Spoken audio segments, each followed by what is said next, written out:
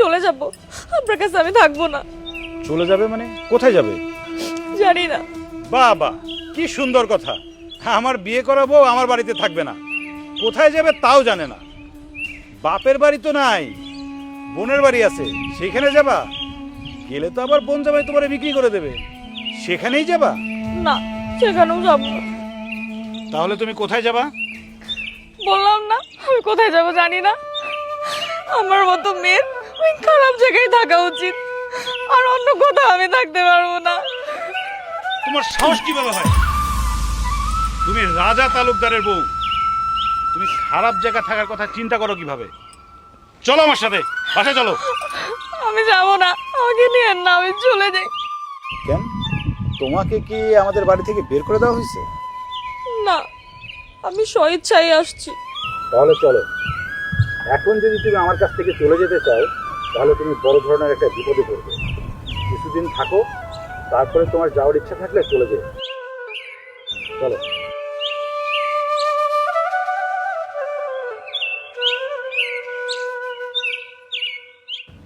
শুনেন, আপনার একটা কথা কই, পোলাডার লেগে অন্য একটা মাইয়া আইন না তাড়াতাড়ি বিয়ার ব্যবস্থা করেন। অন্য মাইয়া যখন আইব, ওই ফকিন্নির ভূত ওর মাথার থেকে নেমে যাইব, দেখবেন। আমার একটা বান্ধবী আছে, খুব সুন্দর, অনেক স্মার্ট। ওই মাইয়ারে ভাইয়ার বউ করে নিয়ে আসি। না, কিসের বান্ধবী? আমার পোলারে আমি নিজে পছন্দ করে পাত্তি আইনা দেব। আরে দেশের সেরা যে ব্যবসায়ী তার মাইয়ারে আমি আমার পোলার জন্য নিয়ে আসছি। আব্বা আম্মা, ভাই আসতেছে। ও ভাবি, ভাবি গো, তুমি কই গেলা? আরে কত ভালো মাইয়া ছিল, আরে কই গেল? বৌমা, তুমি কই গেছিলা? আমরা তোমার খুঁজা খুঁজা পড়তাছি, কই গেছিলা বৌমা? কও না। ও কোথাও যায়নি। আমি সকালবেলা বের হওয়ার সময় কিছু বলে যায়নি তো, তাই আমাকে খুঁজতে গেছিল, চিন্তা হচ্ছিল সেই জন্য। কোথাকার কোন মাইয়ারে তুই ধইরা নিয়ে আইছস যে আমগো কালচার বুঝে না? আমরা এদিকে খুঁজতে খুঁজতে মরে যাইতাছি। যাবি ভালো কথা, আমগো কয়ে যাবি না? পোলাপান বড় হয়ে গেলে কি আর বাপ মার থাকে নাকি? হ। আর বউ হয়ে গেলে তো আরো থাকে না। আর যেখানে বউ নিজেই আম করে দাম দেয় না, আর পোলাপান আম করে কি দাম দিব? আম করে যদি দামই দিত, তাহলে কি বউ আম করে না কই এরকম চলে যেতে পারতো? আমরা কত চিন্তায় আছি। হ। আহ মা, সামান্য একটা ব্যাপারে এত সিরিয়াস নিচ্ছ কেন? ও তো আসছে, ও নতুন মানুষ এই বাড়িতে আসছে, যদি একটু শিখায় পড়ে নাও আমাদের মতো হয়ে যাবে ও। এইটা এত সিরিয়াস ব্যাপার না। আচ্ছা আব্বা, ওই যে নতুন আড়ত কেনার ব্যাপারে যে কাগজপত্রগুলো রেডি করলাম না, ওগুলো কোথায়? আরে বাবা, তুই তো আমার দিয়েছিলি, আবার তুই নিয়ে নিলি না? আমার কাছে নাই তো। ও, তাহলে তো বোধহয় আমার রুমেই আছে। আচ্ছা আমি দেখছি। আর শোনো, আজকে ওর ডিটটা ফাইনাল করে ফেলবো ভাবছি, আজকেই নিয়ে নেবো, কারণ মালপত্র অনেক আসছে তো, রাখার জায়গা হচ্ছে না। যা। এই কি স্বামীরা খুঁজা বাইর করে আইন না, তারপর আমগো নামে সব বিচার দেওয়া শেষ হয়ে গেছে, তাই না? এই রাখো। স্বামী? কিসের স্বামী? আমার পোলা ওর স্বামী না। ও তো আমগো সম্পত্তির লোভে আমার পোলার মাথা খাইতেছে। ভাই আসছে। মা, স্বামীর বাড়িতে আসলে একটু মানায় গুছায়া চলতে হয়। সবকিছু তার বাপের বাড়ির মতো পাইবা না, তাই না? ঠিক কথা। মা, আম্মা, আমি এই যে ডিটটা করে নিয়ে আসি, আর তোমরা চিন্তা করো না, তুমি ঘরে যাও।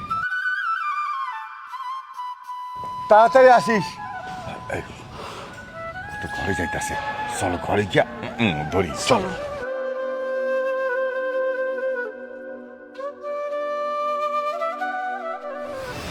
ও আম্মা, আব্বা, কই তোমরা? আরে মা, তুই আইছো তো, আমগো তো সর্বনাশ হয়ে গেছে মা। সর্বনাশ তো হইবই আম্মা। ভাইজান যেরকম একটা কাজ করবো এটা তো আগে থেকে জানতাম। আচ্ছা, আপনাকে কি গল্প বানায় বলে না সে জয়মের সে চিনে না? আব্বা, আসসালামু আলাইকুম। ওয়ালাইকুম আসসালাম। তোমার ভাইজানের কথা শুনে তো তাই মনে হইলো মায়ের ও চেনে না। আব্বা, মনে হইলে তো হইব না, অবশ্যই ভাইজান এই মায়ের চিনে। খারাপ মেয়ে ছেলে, তাই না? আর আপনি তো জানেন না, আমার মনে হয় কি ভাইজানের লগে এই মেয়ের আগে থেকে যাতায়াত আছে। আপনি তো মুরব্বী মানুষ, কি কমো আপনারে, এইসব মেয়ের এমনই হয়, সাইডটা গলার মধ্যে ঝুললে পড়ে। গলায় ঝুল্লা পড়বো এত সোজা না। আমার ভাইয়ের গলায় ঝুল্লা পড়বো 2 পয়সার মাইয়া। দেখুন ও কি মনে করছে, ওরে আমরা কি গলায় হার বানায় রাখি? পা হইব না। ফকিনি জি ফকিনি বাইরে আয়, দেখি তোর কত হেডম। আমি ঘরের মধ্যে বয়ে রয়েছি, আয় চল ঘরে চল। এটা আপনি কেমন কথা বলেন আম্মা? আমরা কি লিয়ে ঘরে যাবো? ওই মেয়েরে বাইর করেন, এই বাড়ি থেকে ওরে বাইর করে দিব। ময়না দাঁড়া আছে কেন? যাও মেয়েটার বাইর করে নিয়ে এসো, যাও। আর আব্বা, আপনি থাকতে আপনার ছেলে এরকম একটা কাজ করে কেমনে? বাজান আমি কি করবো কও তো? বলে এখন ব্যবসা বাণিজ্য করে, কোটি কোটি টাকা ইনকাম করতেছে, সব কাম কি আর আমার সামনে করে? তা ঠিক আছে, বড় হয়েছে, বিয়ার বয়স হয়েছে, একটু এদিক সেদিক অন্য জায়গায় যাবে, এটা অন্য হিসাব। তাই বলে এরকম খারাপ মেয়ে ছেলের ঘরের বউ বানায় নিয়ে আসবে, এটা তো হইতে পারে না। এটা নিয়ে আইছি দুলাভাই। এই যে 2 পয়সার মাইয়া, ব্যবসা করতে করতে একদম তালুকদার বাড়ি চলে আইছো। হ্যাঁ, কি মনে করছো এই বনে কোনো বাঘ নাই, তাই না?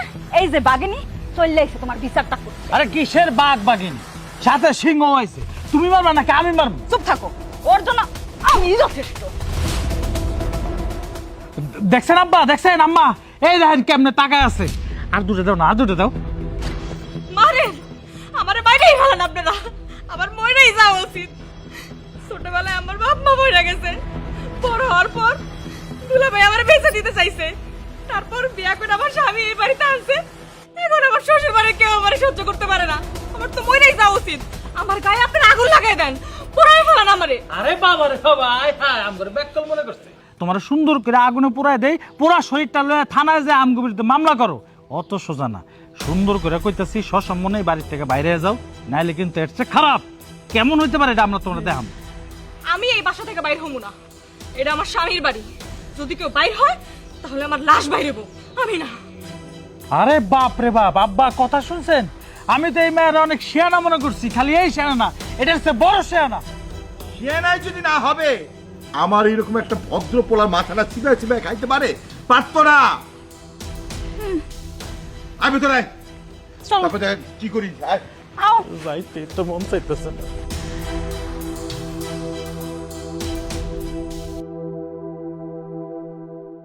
একটা বালিশ দাও তো। কেন, আপনি কি আজকেও বাইরে শোবেন? হ্যাঁ।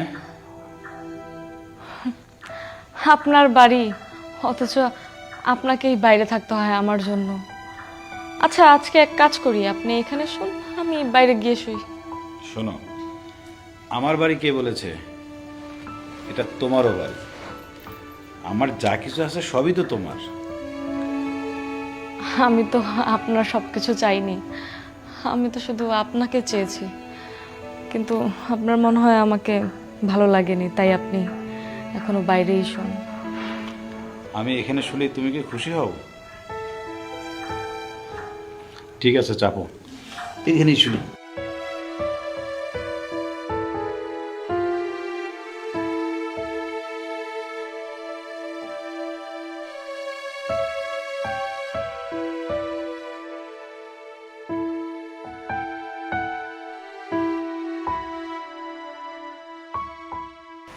আপনি সারাদিন অনেক কষ্ট করেন, তাই না? শোনো, দুনিয়াটাই একটা যুদ্ধক্ষেত্র, প্রতিনিয়তই যুদ্ধ করতে হয়। আমি যেমন বাইরের দুনিয়ায় যুদ্ধ করি, তোমাকেও তেমনি এই বাসার মধ্যে যুদ্ধ করতে হবে।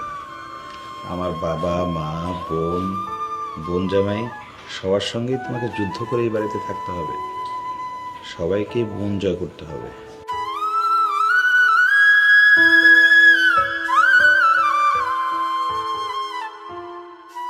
কি ভাবছ? আমি তোমার মনের কথা জানলাম কিভাবে? শোনো, আমি এই বাড়িতে 32 বছর ধরে আছি। আরে 32 দিন থাকলেই তো একজন মানুষ সম্বন্ধে সব কিছু জানা যায়। আর 32 বছরে আমি জানবো না? আমি আমার বাবা মা বোন সবাইকেই চিনি। তারা তোমার সাথে কে কি ব্যবহার করে সেটাও আমি খুব ভালো করে জানি। আপনি কিন্তু ওনাদের কিছু বলবেন না। ওনাদের বলেও লাভ নেই। তার থেকে বরং এক কাজ করি, আমি তোমাকে 50 লাখ টাকা দিই। তুমি এই টাকা দিয়ে একটা ভালো দেখে বাসা নাও, একটা ছেলে দেখে বিয়ে করে সংসার করো। আর একটা কথা, তুমি চাইলে কিন্তু আমিও একটা ভালো ছেলে খুঁজে দিতে পারি। আমি আপনাকেই বিয়ে করেছি, আর আপনার সাথেই সারা জীবন থাকতে চাই। সেদিন আপনি আমাকে বলেছিলেন না, যেদিন আপনাকে আমি মন থেকে চাবো সেদিন যাতে বলি। আজকে বলতেছি, আমি আপনাকে মন থেকে চাই। আমি চাই আপনার সাথে সংসারটা করতে।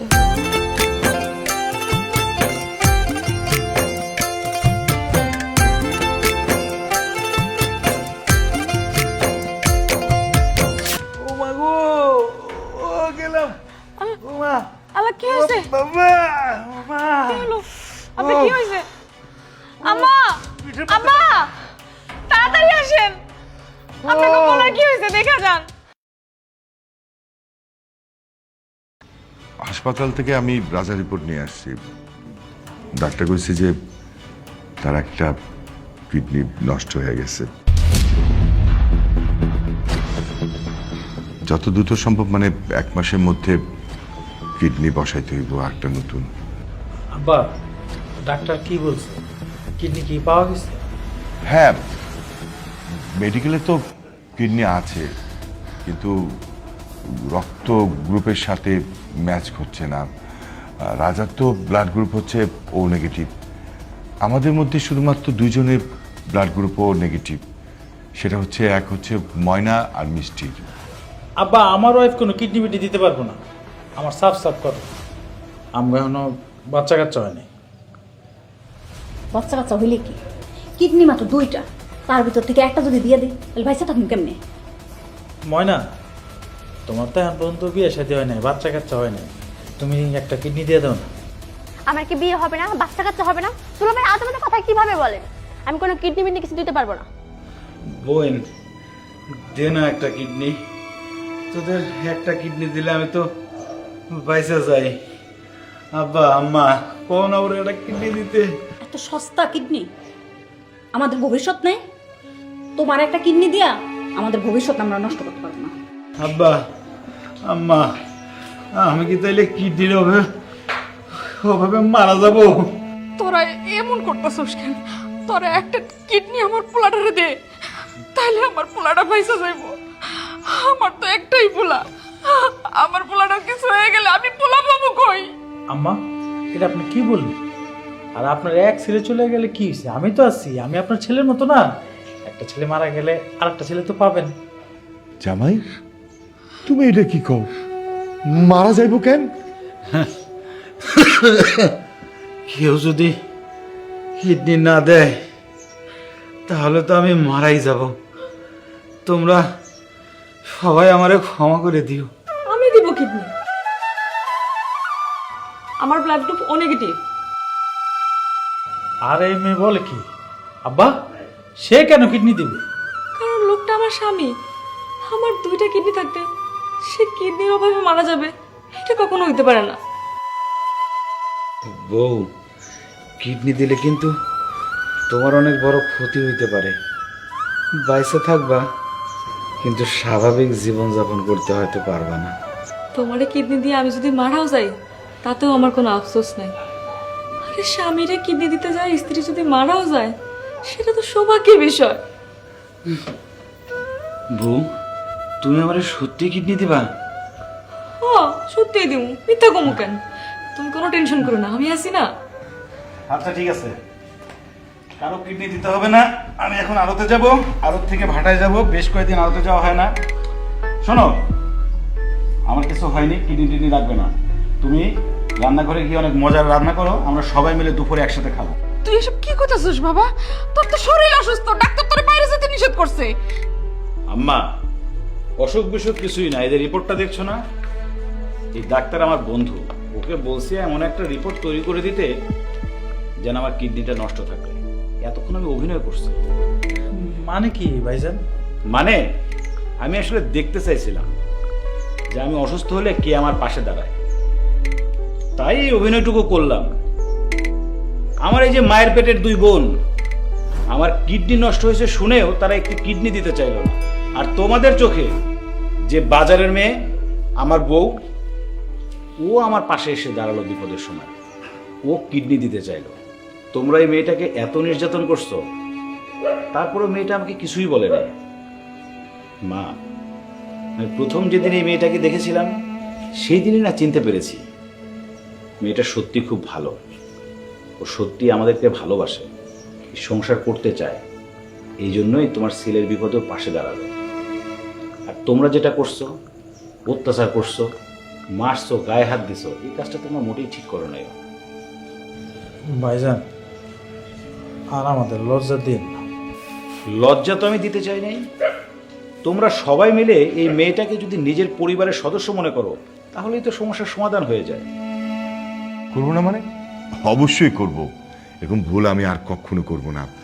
এরপর থেকে যা কিছু করি না কেন ভেবে চিন্তে সঠিক কাজটাই করব। ঠিক আছে আব্বা, আমি তাহলে আসি। এই রান্না কিন্তু খুব মজা হয় যেন, সবাই একসাথে খাবো, আমার অনেক কাজ পড়ে আছে। আব্বা গেলাম।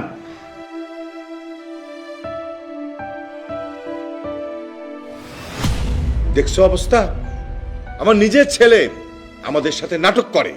আব্বা, ভাইজান যে নাটক শুরু করছে এটা যদি আমি আগে জানতাম তাহলে তো কিডনি দিতে রাজি হয়ে যেতাম। মাঝখান দিয়ে ওই মেয়ে হয়ে গেছে নায়িকা। আরে নায়িকা টাইকা কিচ্ছু না, ওই মেয়ে আমার ছেলের মাথা নষ্ট করছে। ছেলের তো এখন আমাদের প্রতি কোনো টানই নাই যত টান ওই মেয়ের উপরে। আমি তো আমার পোলার বাক্সারুম না, আজকে আমি ওই মাইয়ারে খুন করবো। এই, আমি যাই একদম দাওড়া দিয়ে একদম কল্লাটা দুই খন করে। তোমরা কি শুরু করছো? আম্মা বসেন তো, আপনার কি মাথা মতো ঠিক আছে? আপনারা যদি এইভাবে খুনাখুনি করেন তাহলে তো আমরা সবাই ধরা পড়ে যাব। আমায় মারতে হবে। ওই মেয়েকে যদি না মারি ওই মেয়ে সবার গলার কাটা হয়ে দাঁড়াবে, তাই ওই মেয়েকে মারতে হবে। আহা বা, আমি তো একবারও বলি নাই যে মারা যাবে না, অবশ্যই মারতে হবে, কিন্তু ছলে বলে কৌশলে। কৌশলে? কি কৌশলে? শোনেন তাহলে।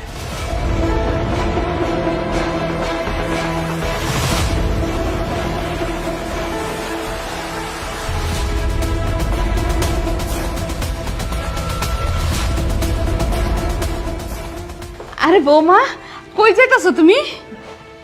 কই আর যাবো, আপনার ছেলে না বলে গেল রান্না করতে যাই। কি বলো তুমি বৌমা? তুমি হয়েছে গিয়ে আমাগো পরিবারের একমাত্র বউ। হ্যাঁ, তুমি যদি রান্না করতে যাও তাহলে আমরা সবাই খুব কষ্ট পাবো। তোমার রানতে হইব না, মা কাজের লোক আছে, কাজের লোক রানবো, তুমি ঘরেই থাকো। বোমা, আমরা সবাই মিলে আসছি তোমার কাছে দুঃখ প্রকাশ করতে। আমরা বুঝতে পারছি তোমার উপরে যেটা করছি, আমরা অন্যায় করছি। প্লিজ তুমি আমাকে ক্ষমা করে দাও প্লিজ। ভাবি, আমরাও সরি, আপনার সাথে অনেক খারাপ ব্যবহার করছি, অনেক বাজে বাজে কথা বলছি। আমাকে মাফ করে দেন, আমাকে কোনো কষ্ট নেই। ছি ছি, এগুলো আপনারা কি বলতেছেন? আমি আপনাদের কারো উপরে রাগ করে নাই, কোনো কষ্টও পাই নাই। আমি তো আজীবনই চাইছি আমার একটা পরিবার হোক, যেটা আপনাদের দেখে আমার মনে হয়েছে যে আমি এই পরিবারে অনেক ভালো থাকতে পারবো যদি এই পরিবারটা আমার হইতো। আপনারা যে আমাকে মেনে নিছেন এটাই তো অনেক। আমি কথা দিচ্ছি যে আমি আজীবন একসাথে থাকবো। দেখছেন আম্মা, আপনার বউ কত ভালো, মিষ্টি মুখ করেন না কেন? মিষ্টি মুখ করেন। আজকে একটা খুশির দিন মা, আজকে আমরা সবাই সবার ভুল বুঝতে পারছি। আজকের পর থেকে আমরা সবাই মিলামিশা থাকবো। এই খুশির দিনে তুমি একটু মিষ্টি মুখ করো মা। নো নো, খাও। আমি আমার এই সুইট ভাবিটার গালে একটা থাপ্পড় দিছি। আহারে, আমি ভাবির একটা মিষ্টি খাওয়াই দিই। নে নে, খাওয়া খাওয়া। খাও ভাবি খাও। দুইটাতে কাজ হয়েছে, পেট ভরে যাবে। আরে মিষ্টি দেও তো, দেও, আমিও খাবো মিষ্টি, দেখি। না না, মানে তুই তুই কেন মিষ্টি খাবি? আরে এত সুন্দর মিষ্টি দেও না, আমিও মিষ্টি খাবো। না, বাবা, খাইস না, ওই মিষ্টির মধ্যে বিষ মিশানো আছে। জানি তো, সেই জন্যই তো জেনে শুনে বিষ মাখানো মিষ্টি খেতে তো বাসায় আসলাম। এটা তুই কি করতেছিস বাবা? তুই না, রাখ রাখ, মিষ্টি খাওয়া লাগবে না। ভাই তুই আর খাইস না ভাই। মা শোনো, আমি গাড়িটা রাইখা দোকানে নামছিলাম সিগারেট কিনতে। তোমার গুণধর জামাই ওই দোকান থেকে সকালবেলায় বিষ নিয়ে আসছে। তখনই আমি বুঝছি তোমরা আমার বোর্ডারে মারতে চাও, সেই জন্যই তোমরা বিষ কিনে নিয়ে আসছো, তাই না? মিষ্টি খাইস না বাবা, এটা খেতে।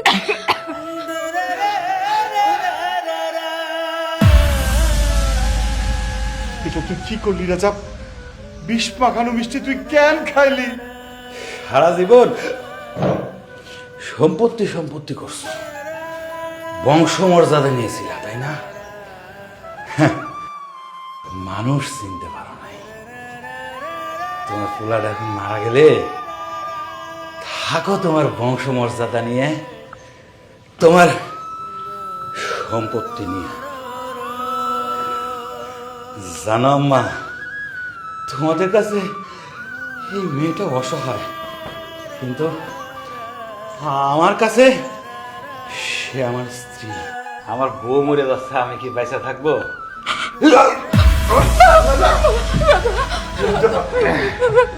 তোমরা বিষয় সম্পত্তি সবকিছু নিয়ে সুখে থাকো। তোমাদের সন্তানের দরকার নেই। জানো মা, কালকে সকালে নিউজ হবে মায়ের হাতে সন্তানের মৃত্যু, বিষ খাওয়ায়।